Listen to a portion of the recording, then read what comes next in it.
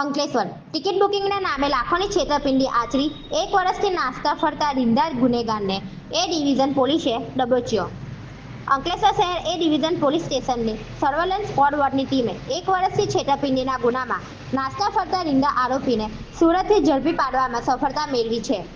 આ કેસની વિગત મુજબ આજથી 1 વર્ષ પહેલા અંકલેશ્વરના એક ફરિયાદીએ ઓનલાઈન ગૂગલ ઉપર મુંબઈથી યુએસએની રિટર્ન ટિકિટ તથા હોટલ બુકિંગ માટે સર્ચ કરતા બાલાજી હોલિડેઝ નામની ટ્રાવેલર્સ એજન્સીની લિંક મળી હતી. તેના ઉપર સંપર્ક કરતા એજન્સીના માલિક તરીકે ઓળખ આપનાર ઇસ્મેટ ટિકિટ બુકિંગના બહાને ફરિયાદી પાસેથી અલગ અલગ ટ્રાન્ઝેક્શન દ્વારા કુલ 3,89,000 ગૂગલ પે મારફતે પડાવી લીધા હતા. ફરિયાદીને ટિકિટ ન મળતા તેણે સુરત જઈ તપાસ કરી હતી, જ્યાં આ નામની કોઈ ઓફિસ મળી આવતી નહોતી. પોતાની સાથે છેતરપિંડી થઈ હોવાનું જણાતા ફરિયાદીએ અંકલેશ્વર શહેર એ ડિવિઝન પોલીસ મથકે ગુનો નોંધાવ્યો હતો. આ ગુનામાં સંડોવાયેલા આરોપી અશ્વિનભાઈ દેવરાજભાઈ નાકરાણી પોતાની ઓળખ છુપાઈ સુરતમાં અલગ અલગ વિસ્તારમાં ભાડાના મકાન બદલી નાસ્તો ફરતો હતો.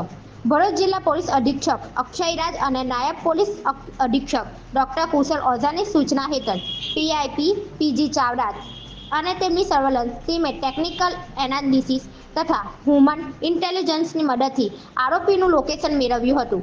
આરોપી વિરુદ્ધ કોર્ટમાંથી ધરપકડ વોરંટ પણ મેળવવામાં આવ્યું હતું. આખરે બાતમીના આધારે પોલીસે સુરત ખાતે છાપો મારી આરોપીને દબોચી લીધો હતો.